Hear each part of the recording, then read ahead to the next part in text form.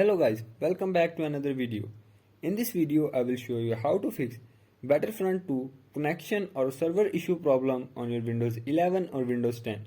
So to fix this issue, follow every step as I am showing in this video, and do not forget to subscribe this channel and also press the bell icon for the latest upcoming videos.